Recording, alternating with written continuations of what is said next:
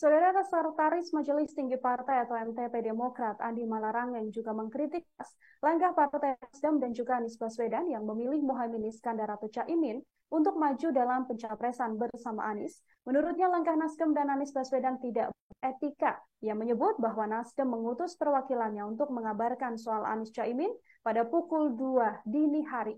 Hal ini menurutnya sangat melukai hati Partai Demokrat. Andi Malarang yang juga mengungkapkan bahwa tak ada sedikit pun komunikasi yang disampaikan sebelum akhirnya Anies Baswedan dan Nasdem pergi bersama dengan Caimin. Andi menilai tak ada lagi pemakluman yang bisa diambil oleh Partai Demokrat untuk sikap Anies Baswedan dan Partai Nasdem. Ia juga masih mau mengungkap kemana arah Partai Demokrat nantinya berlabuh seusai bisa lepas dari koalisi perubahan. Artinya berarti masih ada kans untuk komunikasi kembali dengan Demokrat, dengan Nasdem dan juga PKS karena memang dari Demokrat itu kan sudah tegas begitu ya Pak ya, pernyataan kalau tanya ke dari Demokrat ya enggak lagi, masa kita mau bersama dengan orang yang mengkhianati. Berarti benar-benar akan hengkang dari koalisi perubahan begitu Pak? Kalau tanya partai, tapi kan harus diputuskan dulu di majelis tinggi partai. Di dalam majelis tinggi ada anggota-anggota juga dan sebagainya, dan kemudian kita diputuskan dengan baik. Setelah kemudian kalau sudah ada keputusan, baru kemudian resmilah kita Partai Demokrat tidak lagi bersama dengan koalisi perubahan dan persatuan, karena memang sudah ditinggal secara otomatis, sebenarnya sudah bubar secara otomatis. Tetapi sebelum kita melangkah lebih jauh ya kemana dan sebagainya, tentu harus kita putuskan dulu secara resmi pula oleh majelis tinggi partai bahwa bagaimana posisi Partai Demokrat ini, kan begitu. Kalau kader-kader ditanya di mana-mana di Indonesia kan gitu. Ya orang ini belum jadi presiden sudah meninggal kawan lama yang sudah lama bersama-sama, sudah dilamar, lalu kemudian bahkan sudah menentukan tanggal harinya kapan ini dideklarasikan bersama. Tiba-tiba diam-diam kemudian kawin dengan orang lain. Kira-kira begitu, masa kita masih mau berjalan bersama dengan orang-orang macam itu. Tapi kan kita harus memutuskan dulu dengan proper melalui majelis tinggi partai. Setelah itu kemudian setelah diputuskan dengan oleh majelis tinggi partai, kalau misalnya diputuskan kita tidak lagi bersama-sama, itu sudah bubar pada dasarnya ya, maka sahlah Partai Demokrat untuk melangkah mencari kawan-kawan koalisi baru yang dalam Pilpres 2024 nanti. Kalau pilek kan tersendiri, ini adalah konteks Pilpres 2024. Jadi, tapi kalau kami Demokrat satu-satu dengan etika yang baik. Kalau sudah menyatakan waktu itu dinyatakan majelis tinggi kita berkoalisi dan kemudian piagam kesepakatan itu ditandatangani oleh ketum, tentu saja untuk mengakhirinya harus ada prosedur yang benar pula. Tapi kan artinya sudah ada komunikasi dengan PDIP kemarin Pak. Oh itu kan dulu, kan itu komunikasi yang dulu. Apa sudah ada komunikasi dengan PDIP? Kita sekarang komunikasi itu kan kita tunggu sampai selesai rapat majelis tinggi Partai Demokrat, kan begitu. Nah setelah itu baru kemudian kita membuka komunikasi kan. Tapi intinya itu dulu. Jadi politik juga ada etikanya. Tidak bisa begitu saya tiba-tiba diam-diam ketemu lalu kemudian menyatakan pergi sama orang lain, lalu kemudian menyampaikan secara langsung pun tidak. Mengutus orang tengah malam, sekitar jam 2 malam mengutus untuk memberitahukan bahwa sudah bersama Caimin. Tidak begitu. Saya rasa politik juga ada etikanya.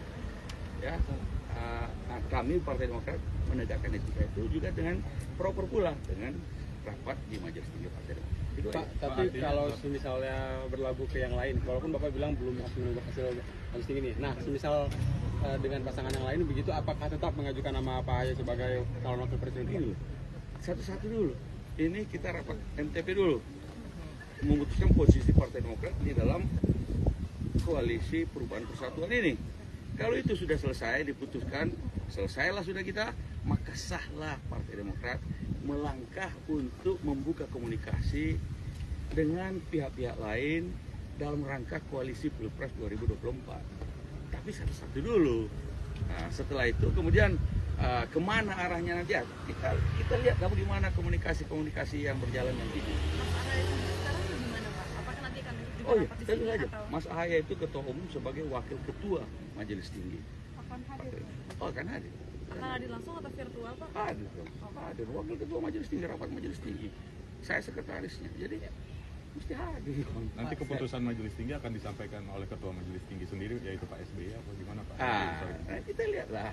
Nanti kan ada di sini kita semua. Mas, sejauh ini PKS masih menyatakan masih mendukung Anies Baswedan, masih tegak lurus, itu gimana? Kalau urusan partai lain, PKS, misalnya tentu saja harus ditanya sama mereka. Itu keputusan dari mereka. Walaupun kami juga tahu, PKS juga tidak diberitahu sebenarnya. Karena mereka juga kagetnya sama dengan kita.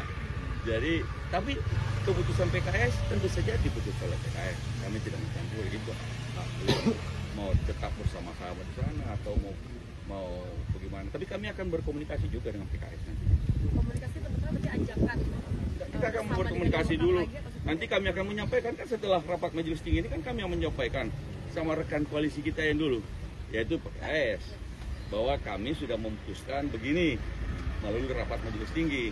PKS bagaimana? Nah, kita mau dengar juga.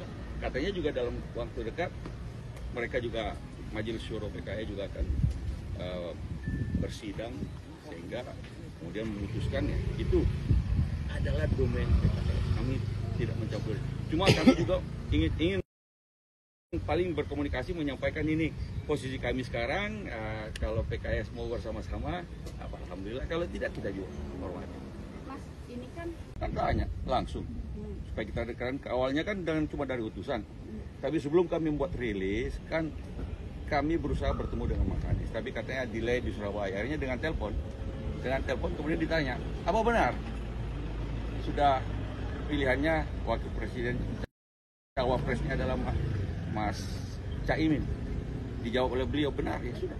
selesai kan? Sebelum itu tidak pernah ada pembahasan sama sekali soal PKS. Nggak pernah.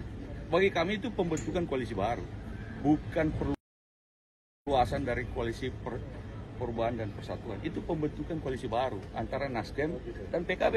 Ya nggak apa-apa, itu hak mereka. Tapi menurut kami mestinya ada etika politik yang diikuti, disampaikan kepada kami dengan baik. Kan datang kita berkumpul bersama-sama, ada tim 8 berhari-hari, berbulan-bulan sejak tahun lalu. Tiba-tiba 1-2 kali ketemu, tiba-tiba mereka sudah membentuk koalisi baru, diam-diam lagi kan.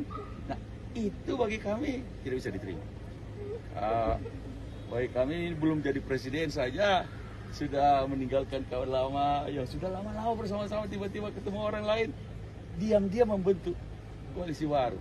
Nah, otomatis bagi kami kalau itu koalisi Perubahan dan Persatuan pada dasarnya sudah bubar, tapi tetap kami harus putuskan melalui rapat Majelis Tinggi Partai Demokrat. Apa Mas melihat ini sebagai upaya penjagalan Mas Ahaye agar tidak menjadi wapres? Sudahlah, bagi kami ini juga yang mudah-mudahan ini juga adalah jalan yang diberikan oleh Allah untuk mencari jalan lebih baik, ya, untuk mencari teman koalisi yang lebih baik. Siapa Pak?